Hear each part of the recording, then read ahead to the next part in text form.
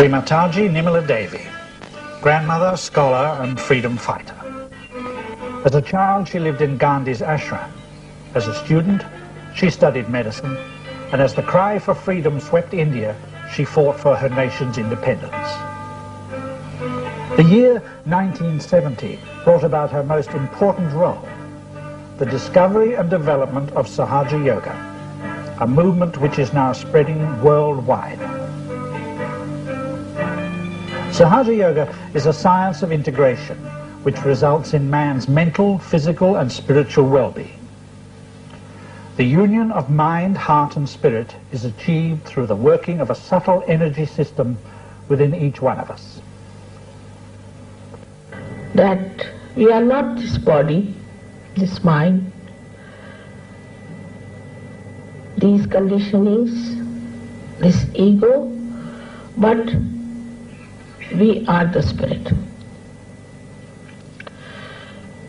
You don't have to accept what I'm saying blindly, because blind faith leads to fanaticism.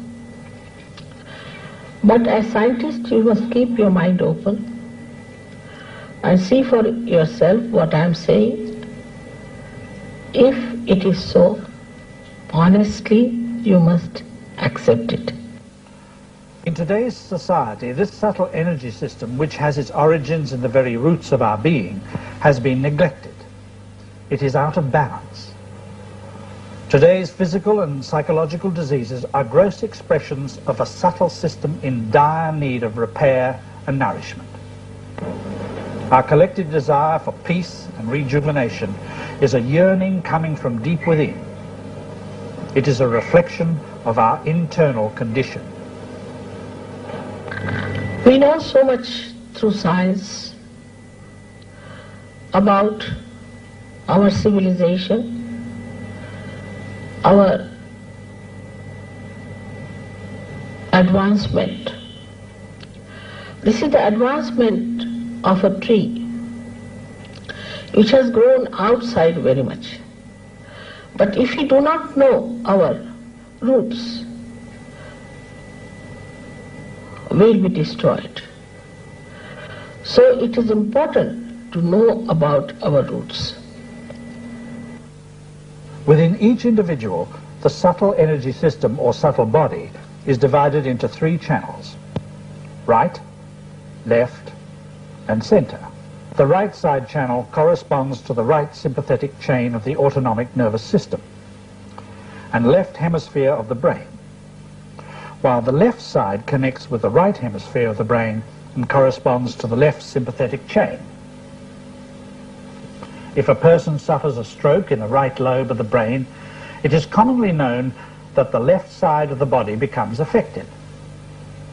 In line with the opinion of psychologists, Sahadža yoga identifies the right hemisphere of the brain as being responsible for the functions of lateral, artistic and expressive thinking. Those functions traditionally believed to be more predominant in females. The left hemisphere corresponds to functions of linear, computational and mathematical logic, traditionally considered to be the predominant brain activity of males. Dr. K.G.Jung, well-known analytical psychologist, identified the left and right sides as the anima and the animi, with the collective unconscious lying in the central channel. Through his studies, he observed that for every woman there is a masculine aspect within her psyche, the archetype of the animus, and for every man a feminine counterpart, the anima. Jung was always aware of the imbalance in Western culture in favor of the masculine, seen in the preference for logic, analysis and external achievement. These are all triumphs for the masculine side or right side of the psyche within all human beings. The right side channel also provides us with the energy needed to plan, act, analyze and project. On the physical level, it corresponds to our liver and pancreas. This power of action moves on the right side of the spinal cord and coming to the optic chiasma, it crosses over, passes to the left side and creates an institution called ego. The institution of ego is a myth. What we do is to get something dead, like some trees dead, so make some platform or some furniture. We take some stones and make a hall, and we think we have done a great job. Actually what we have done is to reconstruct the dead. But while doing it, we get the feeling that we have done it something. That is how our ego develops. This channel on the right hand side caters to your future. So those people who plan too much, think too much, exhaust the energy of this center, because this center has the first responsibility to convert the fat cells in the stomach for the use of the brain, which is overused, to make them into grey cells. So when you start thinking too much, it has to work more for this very important function. When it starts working for one function, the other functions are neglected. And the other functions are, it has to cater, to nourish, or to give energy to your liver, to your pancreas, to your spleen, to your kidneys, and part of your intestine. Western medicine has followed the path of the right side of pulling apart, dissecting and analyzing with little regard for the whole working mechanism of the human being. Of course, when you neglect your liver, you know liver is, they say, you will live till your liver will allow. Now this liver has to clean all the poison from your body. It comes out as heat and is delivered to the bloodstream. But when this is neglected, this poor liver doesn't know how to function without the energy, and all the heat is accumulated in the liver. So a person suffers from liver trouble. Now the symptoms are, he gets migraine, he cannot see the sun, then also he gets very hot-tempered, irritable, angry, because there is so much of heat. Then this heat passes. I was telling in Canberra, most of the bureaucrats have this problem because they plan too much. And where do we land with that planning, God alone knows. So, then this heat passes upward and downward. So when it passes downward, it gives you a very bad problem of terrible constipation, because the heat constricts your intestine, large intestines. It also coagulates your kidneys, by which you have kidney trouble, you cannot pass your urine. Then you go on the dialysis and you are certified as really dead, because you cannot last longer. It's a very expensive treatment, but doctors do not tell you frankly that, oh, you are not going to live. Then this heat can pass upward. And when it goes upward, it goes, say, to your right heart as shown there. As a result of that, you develop asthma. Of course, asthma is connected also with the left side. So when there's triggering done by the left side, then you get this horrible disease called asthma. Then this heat can go upward and can ruin your throat. It can freeze your right arm. It can make your left eye red and also your left ear deaf. But by chance, if such a person is young and using too much physical energy and mental energy, as well as drinking a lot, he can have a very fatal heart attack, a very massive one, and he may die very early in age. You must know that all such attacks at a young age always are fatal. But when you see to the other side is that there is a pancreas which is neglected.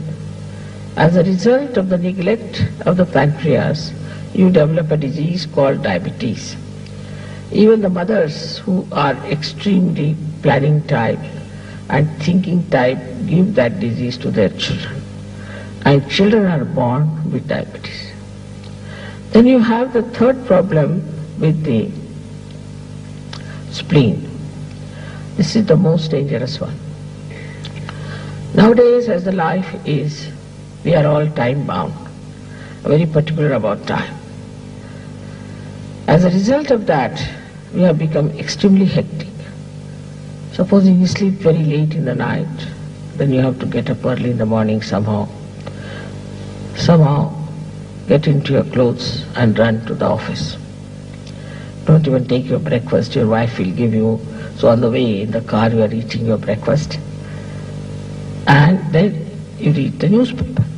You get a shock of your life because so many horrible things are happening. Newspapers will never give something that is good or is doing well, but something that has gone wrong to give a sensational feeling. It gives you sometimes horrible things. So early in the morning, if you read something horrible, being a human being, you are sometimes shocked. Then you find there is a jam on the way and you get so upset and all your peace is disturbed. Now this spleen is responsible for creating red blood corpuscles when you are in emergency.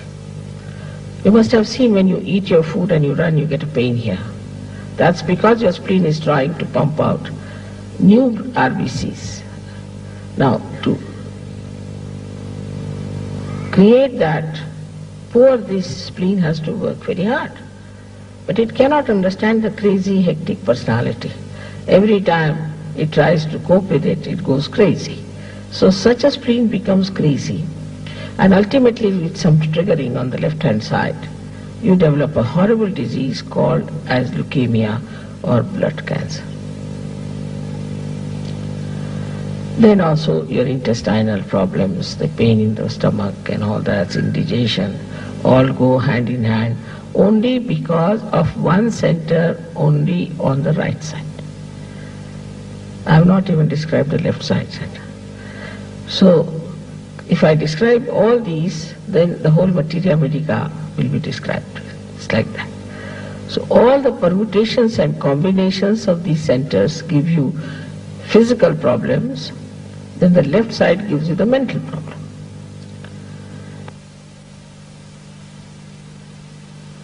Jung called the left side the collective subconscious.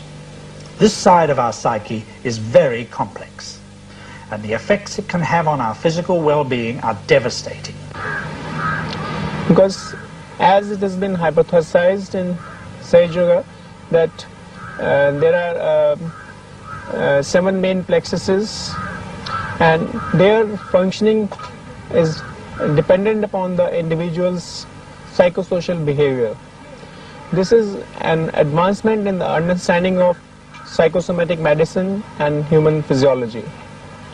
For the first time, it is possible to find the links between the behavior and the disease. Because up till now it was only thought that stress can cause a variety of diseases from diabetes, hypertension, asthma, rheumatoid arthritis, etc., cancer even. But it was not known why a particular individual will get a particular disease. If you read, you see the medical literature, you find people say that it is the psychological stress which is responsible for increasing incidence of hypertension in most of the Western countries, developing countries as well as the developed countries.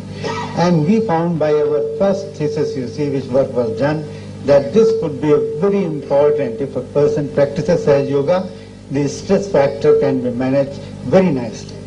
Because all the parameters you see for testing whether a person is in a state of stress, tension or anxiety, or he is in a relaxed state, were done, and we found that a person who did Sahaj Yoga only for 20 minutes a day, you see, in about 3 to 4 months' time, there were changes in the blood, there were changes in the heart, there were changes in the electroencephalograph, there were changes in the muscle activity, and the changes in the neurotransmitter. In the essential hypertension group, we had taken 25 female patients of a similar age group and socioeconomic status, and out of these 15 patients voluntarily consented to practice Sahaj Yoga, while 10 patients acted as controls. And these patients, initially both the groups were on drugs also.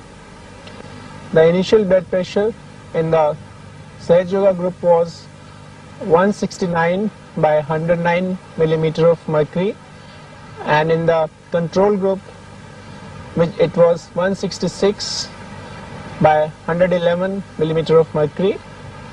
And as the study progressed for 4 months, we observed that many of the patients gradually could be taken off their antihypertensive medication, and at the end of 4 months all the patients in the Sahaj Yoga group could be taken off their antihypertensive medication, and their blood pressure had reached the level of 135 by 83 millimeter of mercury, while the control group blood pressure remained at 167 by 111 millimeter of mercury.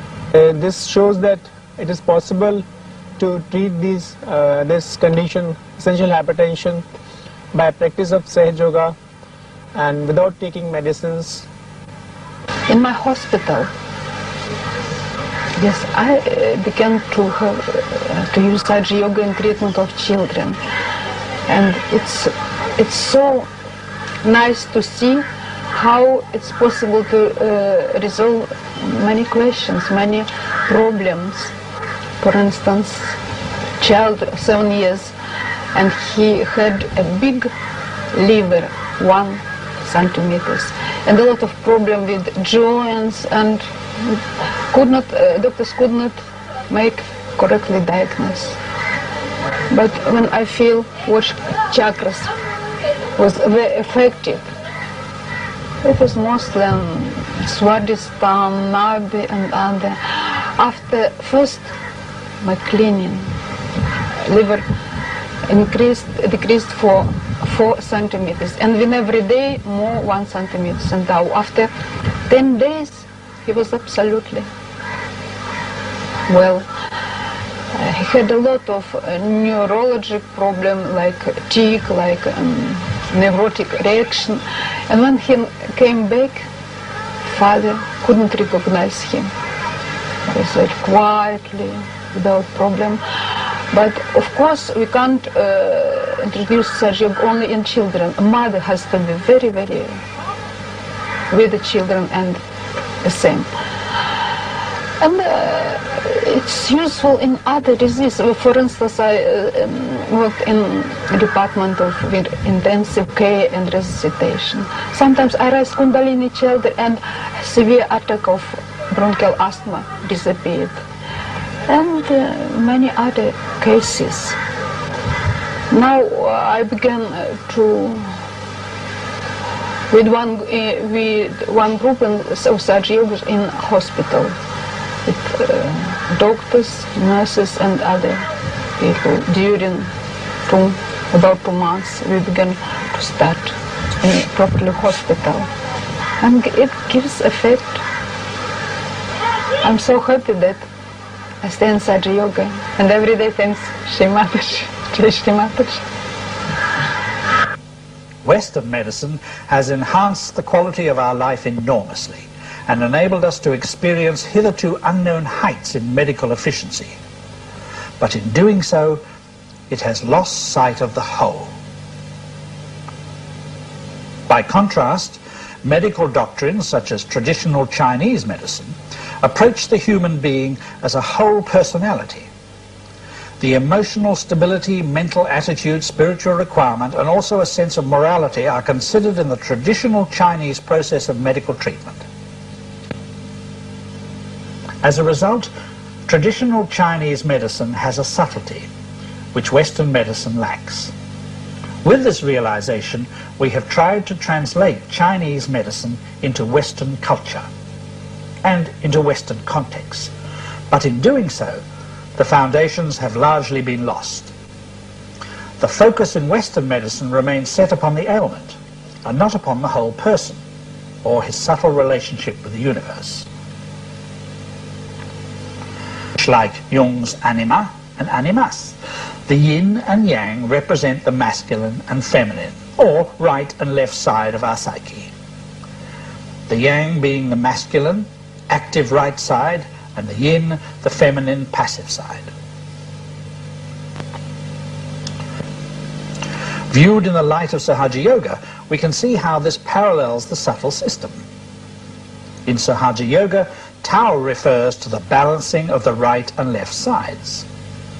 When this balance is maintained, the healing energy is able to travel up the central channel to integrate and nourish all the energy centers and ultimately keep us in harmony with the balance of nature. Yes, we have two sides in our system of autonomous nervous system, left and right, which we call as left and right sympathetic nervous system. The left side caters for our emotions, for our past, our desires. The right side caters for our action, physical and mental. If you indulge into one too much and go too far with it, you develop an imbalance within yourself. In the center lies the third power, which we call as parasympathetic nervous system. This is the channel which is the central path of ascent. When the Kundalini rises through it, it brings you in the balance because it rises in the center of the system. So this is the minimum that happens, that you develop your balance. In essence, it is the awakening of this feminine energy, coiled and sleeping in our sacrum bone, which nourishes and revives the subtle system. She is like the Mother Earth, or our own mother, soothing, nourishing, and sustaining. Her powers are both gentle and strong. She is the Kundalini, the very root of our existence. Within her lies the potential for us to become complete in the knowledge of ourselves. All right? What I try to show them, that this is the left side, this is the right side. This is the left sympathetic nervous system, say, and this is the right sympathetic nervous system. And really spinal cord looks like this. And inside here is the spinal cord, which has the centers in it, the subtle centers. Now, when you start using the energy of these centers, say too much on the right, and it starts moving more towards the right, and there's a constriction, and the power becomes less because you are exhausting, going more towards the right side. Suddenly something happens, and from the left if there's a jerk, then the connection is completely broken. This is on its own, it starts working on its own. That's why we can say that this has become malignant. I have no relationship with the whole to have the proportionate growth. So if the nose starts developing, it can cover your eyes and cover your mouth, everything. This is how a cancer is set in. Or any other disease. So many psychosomatic diseases are nothing but somatic is from the right side, and when the psyche gives in, then it becomes a psychosomatic disease. There are so many diseases which are more psychosomatic than physical, and these we call them as incurable, can be easily cured by Kundalini awakening, because when Kundalini passes through this, she just integrates them. For example, she's going like this, and she goes into this, integrates them. Just like she strings them, like pearls. And so they are brought down. And also she nourishes that center. That's how people get cured. Automatically, by themselves, by their own power. Again, if we look at traditional Indian medicine, the purpose of Vedic medicine was to integrate the mental, physical and spiritual well-being of the patient. The identification of 3 points of reference, bile, phlegm and wind, correspond in Sahadža Yoga to the manifestations of the right, left and central channels respectively. As you know that health is not only the absence of disease, but it is a state of complete physical, mental, emotional, social and spiritual well-being. Now, the spiritual aspect of health has been missed in modern medicine.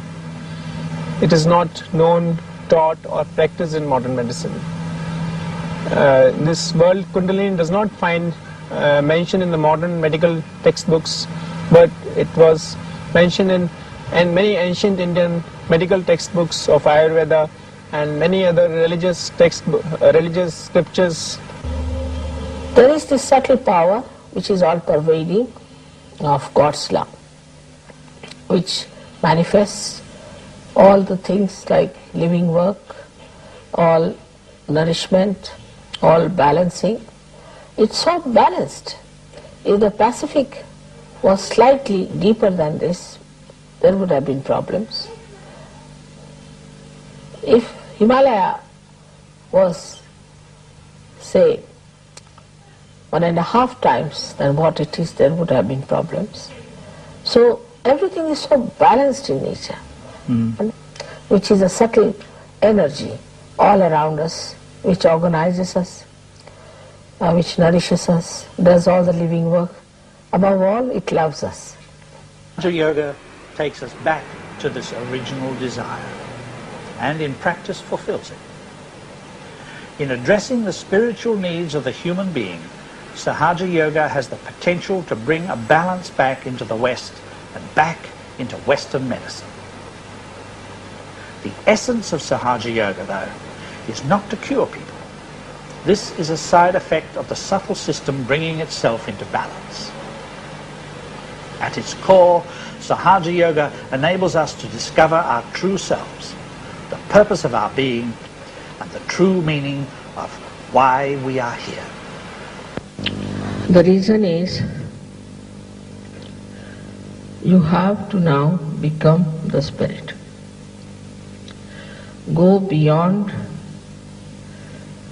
your physical, emotional, mental being and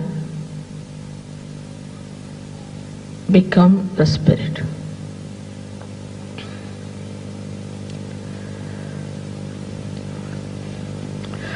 Because spirit is the reflection of God Almighty,